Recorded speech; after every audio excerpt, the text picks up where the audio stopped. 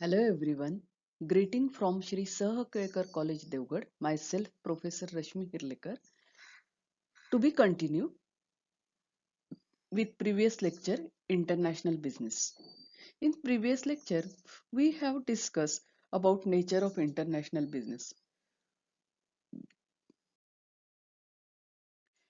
In today's lecture we will discuss about scope of international business and drivers of international business. So let's start. Scope of international business. The scope of international business depends to a large extent on economic system prevailing in a country. म्हणजे एखाद्या देशामध्ये international बिझनेसला scope किती आहे हे कशावर अवलंबून असतं.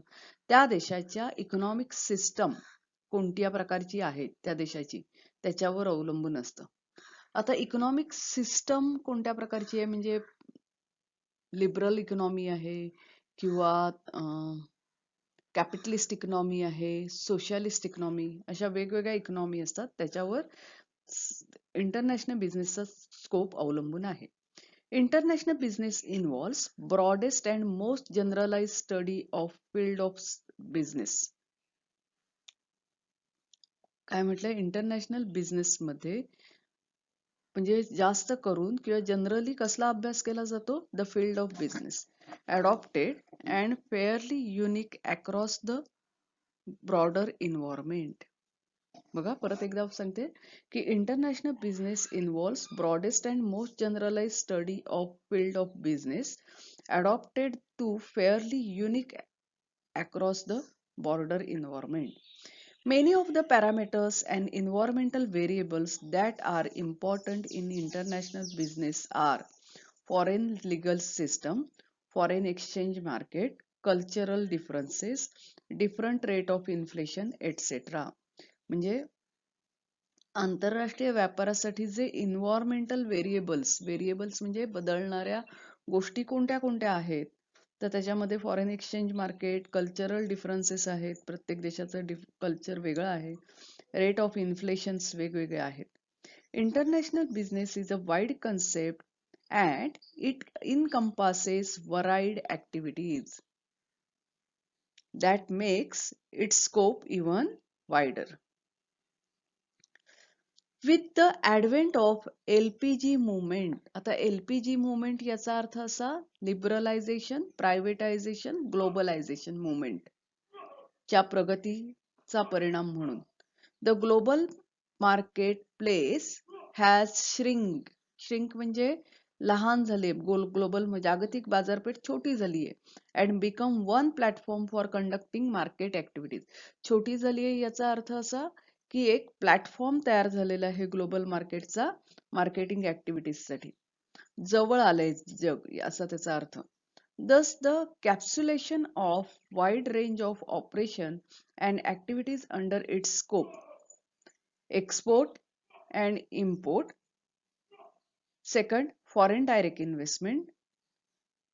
बघा आपण इथे encapsulation of wide range of operations and activities under its scope म्हणजे इंटरनॅशनल बिझनेसच्या स्कोपच्या अंडर येणाऱ्या या काही गोष्टी आहेत जसं की export, import, foreign direct investment, licensing, franchising, management, contracting, turnkey contract, त्याच्यानंतर counter trade. Since international business deals across the national, the role of government and their relationship with MNEs also comes under the scope of study of international business. म्हणजे multinational enterprises MNEs. तर आंतरराष्ट्रीय व्यवसायाचा अभ्यास करत असताना गव्हर्नमेंटचा role कसा आहे, गव्हर्नमेंटचं multinational enterprise बरोबर असलेलं रिलेशन कसं आहे या गोष्टी सुद्धा महत्वाच्या ठरतात.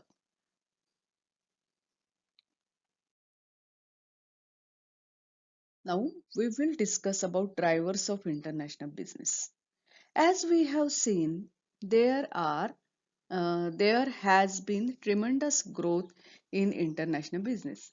Some of the major factors that have contributed to this growth म्हणजे आंतरराष्ट्रीय व्यापार खूप मोठ्या प्रमाणावर वाढलेला आपल्याला दिसतो, पण काही मेजर फॅक्टर्स आहेत ज्याच्यामुळे इंटरनॅशनल बिझनेस वाढलेला आहे. The first one, development in communication technology. हे एक अतिशय महत्वाचं कारण आहे की कम्युनिकेशन टेक्नॉलॉजीतली डेव्हलपमेंट.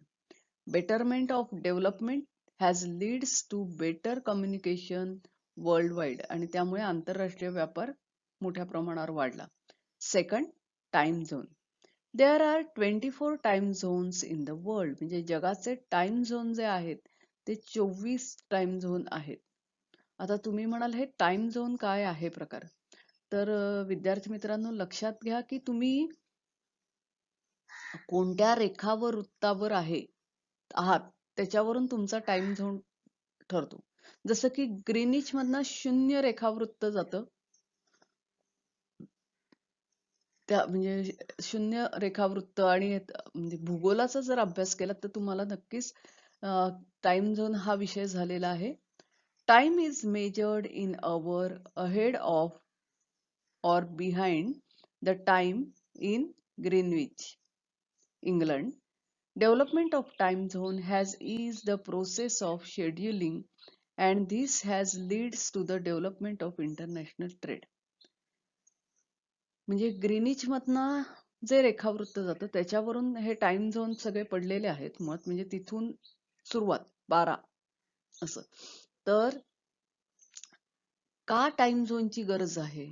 तर मुळात आपण बघा, रात्रीचे 12 वाजले किंवा आपले काही एटिकेट्स असतात की रात्रीचा फोन करू नये किंवा काय असं, तर या दृष्टिकोनात ना प्रत्येक देश कुठच्या टाइम झोन मध्ये येतो त्याच्यावर तिथलं घड्याळी तास अवलंबून असतं.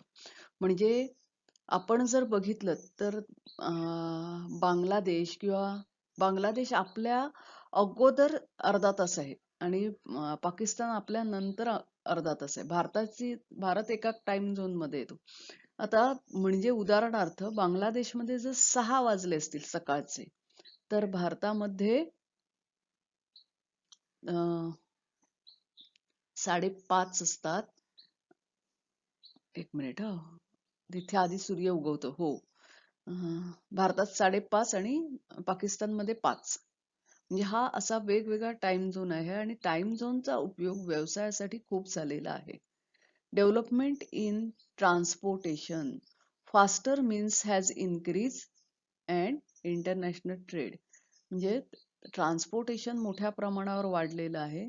मग हे वॉटर ट्रान्सपोर्टेशन असेल किंवा एअर ट्रान्सपोर्टेशन असेल किंवा लँड ट्रान्सपोर्टेशन, तर त्याचे माध्यम खूप डेव्हलप झाल्यामुळे सुद्धा आंतरराष्ट्रीय व्यापाराची वृद्धी झालेली आहे.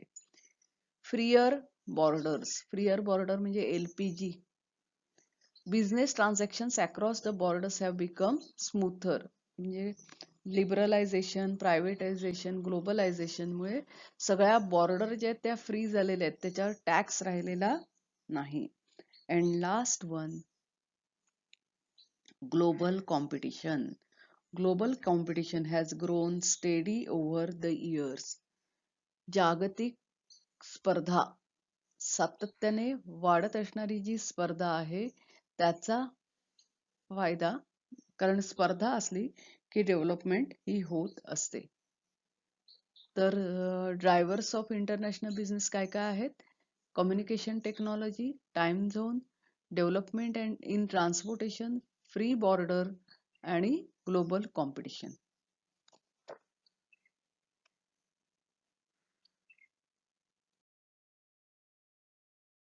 तर विद्यार्थी मित्रांनो, आज आपण स्कोप ऑफ इंटरनॅशनल बिझनेस आणि ड्रायव्हर्स ऑफ इंटरनॅशनल बिझनेस याविषयी चर्चा केली.